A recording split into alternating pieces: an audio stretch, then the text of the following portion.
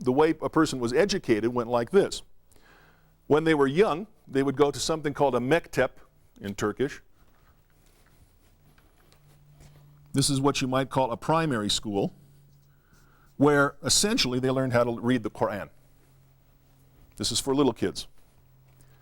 When they got older, they would graduate to a madrasa, a place like this, what you're doing now, where they would begin to learn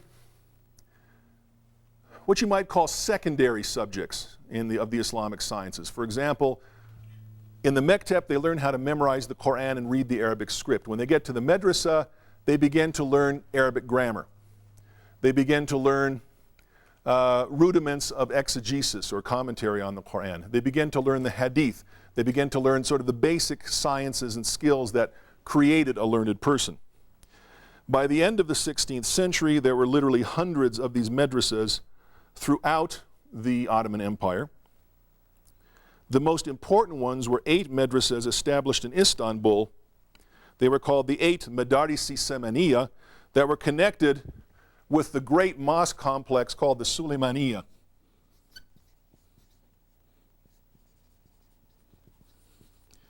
And so you can still see this in Istanbul today. There's the Süleymaniye Mosque and the madrasas associated with it. I'll move this a little out of the sun for a second. In the Süleymaniye,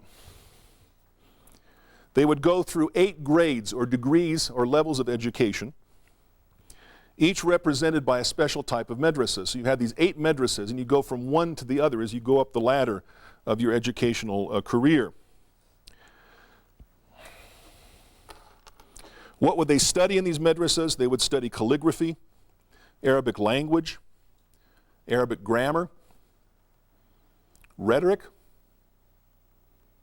poetry, logic, philosophy, astronomy, commentaries on the Quran, Islamic dogma, theology, if you want to call it that, the hadith or the traditions of the Prophet, the origins of the schools of law or jurisprudence, and they would continue studying this until they became proficient. Now, they would also become proficient in what's called Ottoman Turkish. This was the administrative language of the Ottoman Empire. Ottoman Turkish is very, very different from modern Turkish. Grammatically, it's based on a Turkish dialect, the Turkish language, but in terms of its vocabulary, it's largely Persian and Arabic. So one of the reasons why there's almost no one around today who speaks Ottoman Turkish outside of, say, certain professors in certain universities is that you can't really learn it unless you know Persian and Arabic first. Only then can you master the vocabulary enough to be able to deal with it. So we're dealing with a class of scholars in the Ottoman Empire who were, for all practical purposes, trilingual.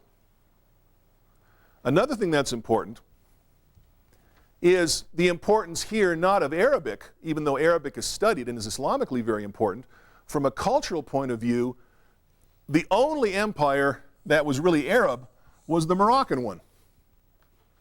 All of the others, the Ottoman Empire, the Safavid Empire, which is of course Iranian, and the Mughal Empire drew most of its cultural influences from Persian and Iran.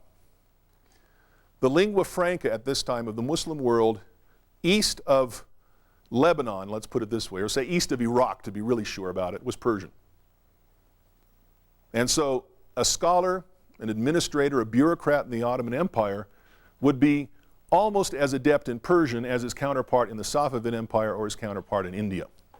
And again, this is one of the times in later Islamic history where Persian begins to rise in importance culturally and intellectually to the level that Arabic had earlier. To this day, there's a constant conflict between Persian and Arabic in the Muslim world over who has precedence. Okay, those who speak Persian, especially those from Iran or who do studies of Islam in India, are fond of saying that the level of culture of Persian is much higher. For example, it's commonly said in Pakistan that the Arabs brought Islam to them for them to perfect. And you find this all through the Persian-speaking world.